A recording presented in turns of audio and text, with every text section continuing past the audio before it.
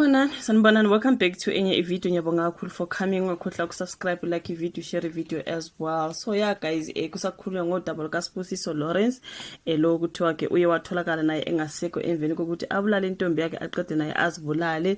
So angazi bafethu ngathi ukuthi uchazwa ke njengomuntu obenesikhwele uSibusiso Lawrence njengoba ke wabulala ingoduso yakhe besisakhuluma thina abanye girlfriend yakhe uthube kungumakoti wakhe bemlobolile lo sisi kuningi okukhulunywayo when it comes to uSibusiso nalentombazana nemali yeref kade kumele bayithole. Angazi ukuthi what was happening there kodwa kuthube ngumuntu onesikhwele futhi obemlandelela ke uNontobeko angamfonela ngamtholi angamane nje ashayele imoto aye la ahlala khona ayombheka into ezikanjalo bafethu kuthiwa ke obephethwe into kuthiwa isikhwele.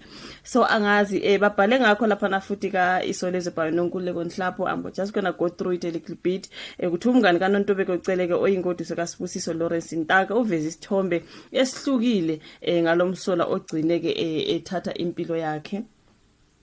So bathi Sibusiso ke uphenduke undawo zekwayo ezinkundleni zokuxhumana ngoLwesibili ebusuku ngevideo ayifake ku Facebook eveza ukuthi ke usebulela inkoduso yakhe ngenxa yobuhlungu bokubona imizamo yakhe othandweni iphelele emoyeni. Wathi yena ngiyazi nokuthi nizothi nginesihluku ngizamileke ngisebenze kanzima empilweni ngizama ukunelisa umuntu wesifazane ngizama ukumjabulisa ngizama ukuthi futhi umuntu wesifazane ajabule ngilahlekelwe imali eningi kushiye uSibusiso kule video mangabe uyibukile sithanda ukuyiposta bafethu.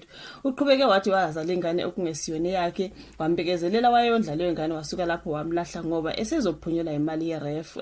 Uthi uvumile nalapho waqhubeka nempilo kodwa yabuya ingodiso yakhe ifuna abalungisa izinto. Isona story siloko sisiza laphana when it comes to inkundla zokuxhumana. So lokhu kufakazelwe ke ubaba wakhe othe wayezwa ukuthi ingodiso incenga odadewabo kaSibusiso ukuthi wayebanxusa ukuthi bamkhulumele naye ukuze babuyelane. Ubaba wakhe bekhuluma nabezindaba ngolesithathu ekseni esendaweni yaseMalangeni lapho kutholakala khona isidumbu sikaSibusiso silenge esihlahleni singakasuswa. So ngesikhathi amaphoyisa ehlisa isidumbu sendodana ufikelwe ke umunyu ubaba wakhe wakhala. So umngane kaNontobeko ocela igama lakhe kuba ligodlwe uveza ukuthi uSibusiso ubenesikhwele sibe futhi akaqala ukuhlasela ingodiso yakhe okuyiyona into ekukhulunyiwe bafowethu ukuthi ngathi yena nje ubehlukumezana.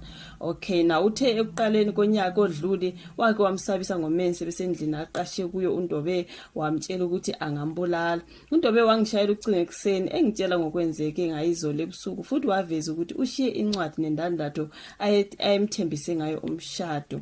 So utheke wamyala ke umngane ukuthi angabe sabuyelana naye kodwa akamlalelanga ngoba babuye baqhubeka nokuthandana. Uthe uSibusiso wayemelusa uNdobe kuthiwa ke uSibusiso wayemelusa ke uNdobe engafuni ngisho ahambe uma engekho. So uma sisiya ezitolo wayefona njalo ngemuva kwemizuzu embalwa ngevideo call ehlola ukuthi sesiguphi senzani futhi sesichitha isikhathi esingakanani ezitolo. Wayesitshela uma sesihleli isikhathi eside ukuthi asibuyele emqashweni. Nakhona lapho uma eke wenza iphutha uNdobe engaphenduli iselula wayesuka eStenga uSibu afike emlaza ukuhlola ukuthi kwenze njani yini emenza engaphenduli ucingo lwakhe. So ngesigameko sangolwesibili ke umngane uthe ubazi ukuthi uSibusiso So umngane uthe ubazi ukuthi uSibusiso ubezothatha uNdobe nengane bayoyithengela izimpahla. Uthe endleleni ke bahlangane noXoli ongubabekazi wengane bamthatha bahamba naye nebala ke zithengiwe izimpahla kwayiwa nasolwandle kwamnandi kwanje ya. So ke uma ke ngizwe ngoXoli uSibu obashiye ekhaya nengane wacela ukusala emotweni noNdobe ukuze bakhulume. Ababonile bedlula ngendlela bathi baboneke sengathi kuyaliwe emotweni nokuyilapho asuse khona imoto ke bahamba kanti useyombulala. Usola ukuthi ubehlele ukuthi bafe bonke nengane kodwa kwaphazamisa ukufika kadadewabo yasinda ke kanjalo ingane. Kusho ukuthi kube ke ubengafikanga lo dade ubezovele abulale uNdobe nengane naye ke.